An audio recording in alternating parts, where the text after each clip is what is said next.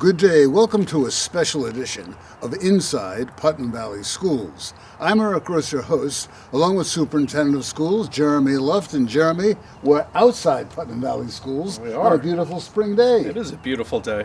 But you were hoping that the children would have been in school by now. Yeah, it would have been much nicer if we were surrounded by kids at school, and that's unfortunately not our reality right now.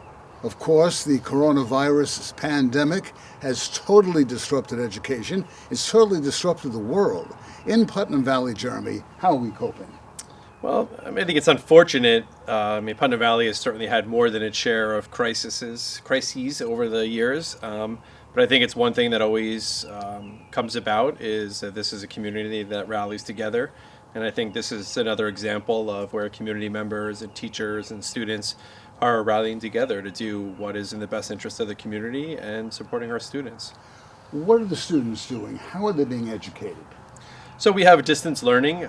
We sort of saw this was coming, the possibility of it. We asked our teachers several weeks before we closed to start considering what distance learning would look like for their students. So I know that work had begun in each building. We had a superintendent's conference day the Friday before we closed, and that entire day was dedicated to teachers preparing for this. And I think in many ways, Putnam Valley had a leg up on other schools because of our use of technology and access to technology our students have. So the idea of distance learning wasn't necessarily foreign to many of our students or our teachers, and I think this was sort of the next step.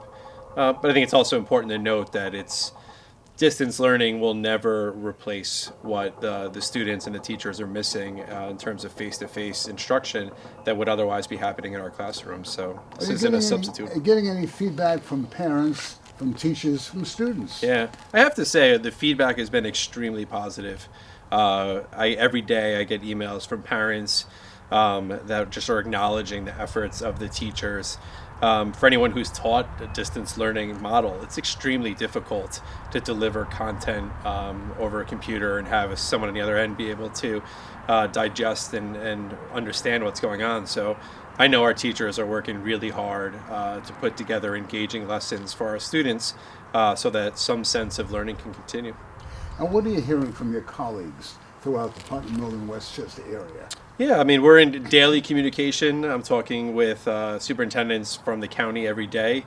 We have a conference call with the Putnam County Health Department every day, and we have more regional meetings multiple times a week, just providing an opportunity for people to ask questions and to problem solve collectively. Unfortunately, I think we're still in a time where there's many more questions than we have answers, and every day we sit back and await guidance from the state.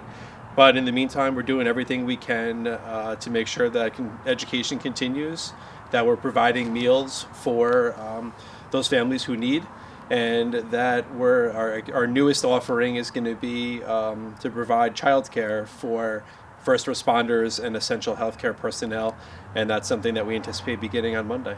How do those meals work? So we have Aramark is our food service vendor. They've been excellent. They've been great partners throughout this. They have a plan in place they come in and make the meals for the families who need them. We have a pickup location where they can come to the high school and pick it up right outside, so they never need to enter the building. We have it staffed so people can bring the meals out to them. And we're also offering delivery to those families who cannot make it. So some of our school bus drivers pick up meals and deliver them to different neighborhoods in the community for families who can't get to the school to pick them up. And this is being made available to the entire Putnam Valley community. Right. So we have certainly our students who receive our free lunch program or able to get the food delivered or for free, but any family who wants to purchase it's a breakfast and a lunch, which is available for purchase, the same price it would be as if they were in school. So we want to make sure that food is available for anyone who needs it. And of course, you mentioned daycare, critically important for our first responders, and that's coming along as well. Right, yeah, so that's an offering we have. There's obviously complicating factors. We're trying to keep children away from each other. So we really think that this is sort of is for emergency use only, right? For families who truly have no other option. Because really our goal is to maintain some social distancing between children. But the last thing we want is to have a community member who's providing a critical function at a hospital not be able to report to work because they have no one to watch their child. So that's really what this offering is meant for, is we want to have our nurses and doctors and first responders on the front line looking out for us. And if that means we have to provide child care for them, then we're willing to do that. What information are you getting from Albany concerning standardized tests, SATs, third grade, eighth grade exams? So recently we know that we were notified from the state that the 3 through 8 testing, as long as NYSA and NYSA testing, were canceled. But so that was a relief to some teachers. But obviously there's still concerns regarding whether or not the Regents exams will take place, and that's sort of the next piece that we're waiting to hear. We were in contact by the International Baccalaureate to let us know that they were no longer having their IB exams. So we have students that were scheduled to take those this year, so that was a relief. And I know we anticipate guidance regarding the AP exams in the next week or so. And you have to feel the high school seniors. Yeah. You know, this is their year. The college is right around the corner. Yeah. The proms to be interrupted like this. Yeah. Well, I certainly still remain optimistic that we'll be able to get students back into schools at some point this year. But as a former athlete, I certainly feel for those students who are going into their senior year of the varsity team and not having an opportunity to be out on the field, sort of showing what they have for colleges. So there's a lot of events. We've had to cancel plays that students have worked extremely hard for. Our middle school play was canceled the afternoon before the first evening performance. So there's just a tremendous amount of work and effort has gone into the planning of these events, and it's just super sad to see them canceled and the students not be provided the opportunity to demonstrate their skills. You know, how's the budget coming along? That's another big issue now. May 15th is budget voting day, and who knows? Maybe. Maybe. Yeah. So, I mean, we've been following our budget development timeline. We have not received any information that would move us off of that course, although we certainly wouldn't be surprised if we were to receive it. So that's certainly an area where there's many more questions than we have answers in terms of whether a public referendum will take place in May, whether it'll be delayed, or other options they're considering. And obviously, everyone is under tremendous financial stress. People are out of work, people are laid off, and that all obviously impacts our community and our budget. So we're considering everything, as well as the state of the state's budget and their ability to provide the financial aid the state aid that we were anticipating. What a mess. That's for sure. Some positive news, a little bit of positive news anyways, a lot of positive news.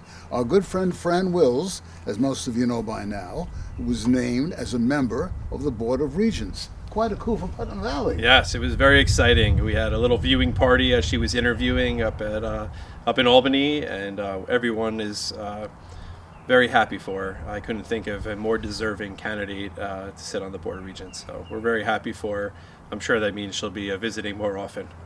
We welcome her to come back. We welcome her anytime. Anytime.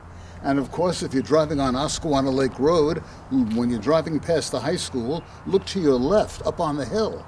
News are there. Yeah, so as of now, construction is considered an essential service. So we remain on our timeline for the construction project at the middle school and high school. So you'll notice that fencing has gone up and the driveway has been made to access the ground, and it's their intention to continue for as long as they're allowed to. So we're hopeful that project will continue to move along as it was scheduled, and we're sort of playing it day by day, waiting for more guidance from the state.